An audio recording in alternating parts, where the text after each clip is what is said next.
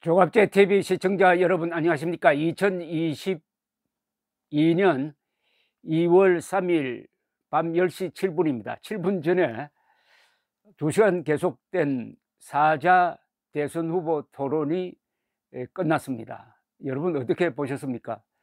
저는 윤석열 후보와 안철수 후보가 제일 잘했고, 이재명 후보가 제일 못했고, 심상정 후보가 한 3등쯤 된다고 생각했습니다. 특히 안보 문제에 대해서 윤석열 후보가 주도권을 잡고 확실하게 공격하고 확실하게 방어했습니다.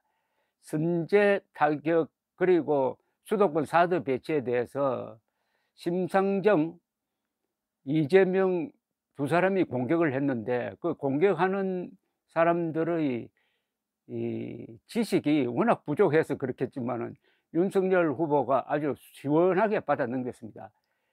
그 장면에서 윤석열 후보가 국가 지도자 같은 모습이었습니다. 그리고 안철수 후보는 아주 공부를 많이 해왔습니다. 그리고 건설적인 이야기를 했고, 윤석열 후보를 공격하지 않고 이재명 후보를 주로 공격한 걸로 봐서 앞으로 안철수, 윤석열 두 사람의 단일화가 성사될 수도 있겠다는 생각이 들었습니다. 이재명 후보는 역시 좀 야비하게 물고 늘어지고 덮어 씌우고 했습니다. 그런데 그게 잘 먹히지 않은 것은 심상정 후보가 이 대장동 게이트에 대해서 이재명 후보를 아주 날카롭게 몰아붙였습니다. 이 안철수 후보는 상당히 긍정적인 내용의 화제를 던졌습니다. 연금 개혁에 대해서 우리 네 사람이 누가 대통령이 되든지 반드시 이것을 하자 하는 약속을 이 자리에서 하자라고 해서 동의를 받아냈습니다. 그게 한 큰 성과이기도 했습니다. 이번 120분간의 토론에서 하이라이트는 저는 대장동 문제를 두고 윤석열 후보가 이재명 후보를 코너로 모는 장면, 그리고 사드 추가 배치와 선제 타격에 대해서 윤석열 후보가 상당히 전문적인 지식을 깔고 소신 있게 대답하는 장면, 이 두 개가 상당히 인상적이었습니다. 그리고 토론 사회를 아주 잘 봤습니다. 정관용 교수가 아주 잘 봤습니다. 깔끔하게 했습니다. 그리고 역시 민주주의 국가는 이 토론을 해야 된다는 생각이 듭니다.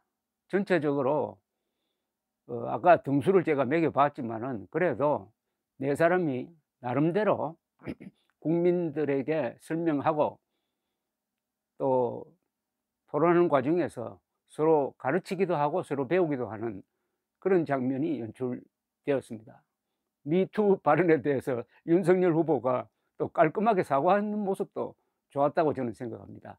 여기 대장동의 책임 문제를 가지고 서로 설왕설래했는데,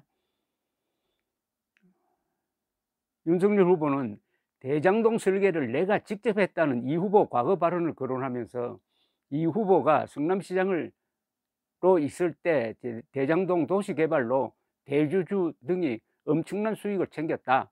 대장동 개발 설계 당시 성남시의 이익이 얼마가 될지 정확히 가늠하고 설계한 것이 맞느냐, 이렇게 물었습니다.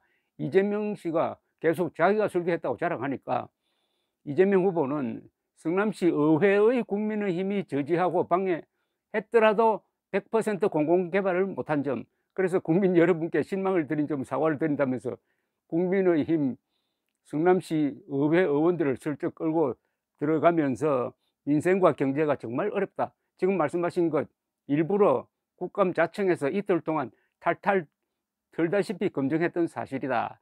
최근에 언론까지 다 검증했던 것이다. 검찰까지 다 수사하고 있다.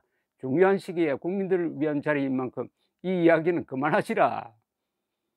시간 낭비다. 이렇게 이야기하니까 윤 후보가 계속 물고 들어갔습니다. 민생과 경제 중요한 이야기다. 특정 인에게 천문학적인 특혜 주는 것에 대해서도 국민들이 관심을 많이 가지고 있다. 지난번 법정에서도 화천대유 대주주 김만배 씨가 이 설계는 시장의 지시 방침에 따른 것이라고 말했다. 특정인 몇 사람에게 3억 5천만 원 투자한 사람에게 배당 캡을 씌우지 않고 배당의 한도를 정하지 않고 설계를 했다는 것 문제가 있는 것 아닌가라고 재차 물었습니다. 이재명 씨는 간단히 말씀드리면 이익을 준 사람 윤 후보를 끌고 들어갑니다. 윤 후보님 이익 주셨다. 국민의힘이 민간 개발하기 위해 난리를 쳤다. 업자들이 이재명 시장을 찔려봤지만 씨알도 안 먹힌다더라고 했다.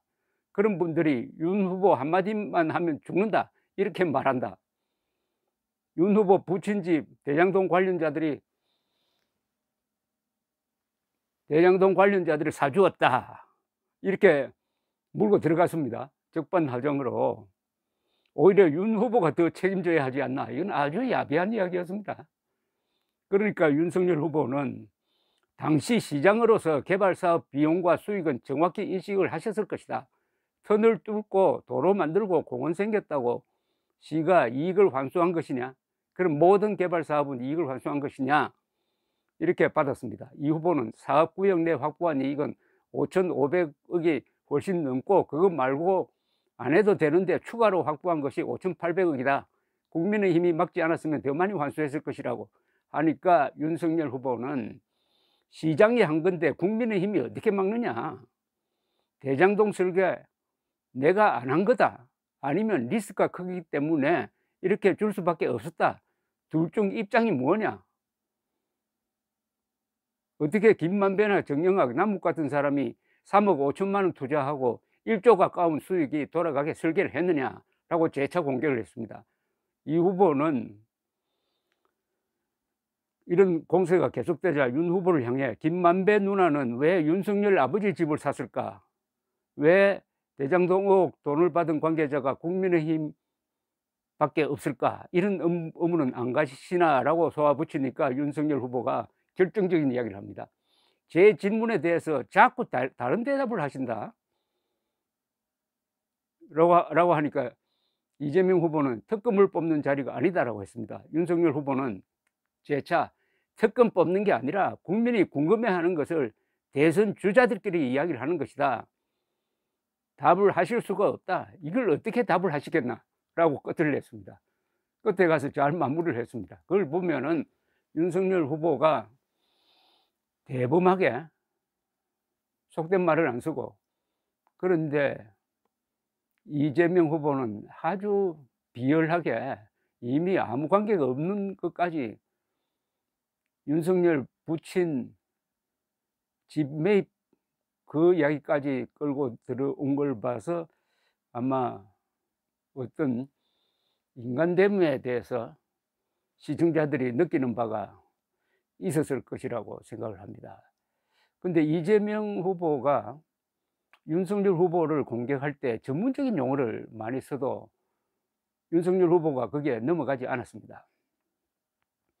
앞으로 뭐 일자리를 만드는데 신산업으로서 수소 산업, 수소 관련 산업이라든지 재생에너지가 중요하다고 하니까 거기에 대해서 어떤 보관이 있느냐 이렇게 딱 특정을 해가지고 함정을 깔면서 딱 물었더니 윤석열 후보가 자기는 그렇게 생각 안 한다.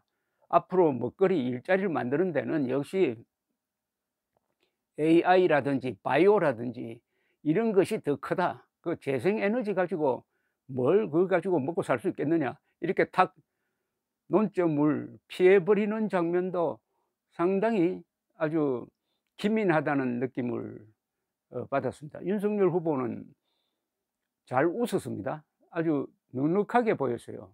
어떤 점에서는 우직하게 보였습니다. 무엇보다도 안보 문제를 가지고 이렇게 진지하게 토론했다는 것 아주 좋았습니다.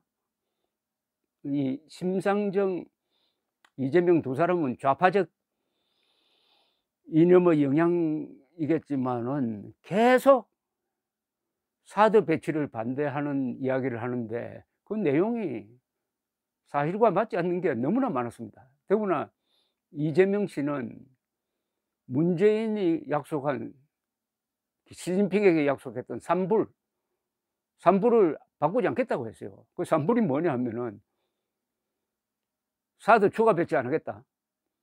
그리고 미국의 미사일 방어망에 들어가지 않겠다. 한미일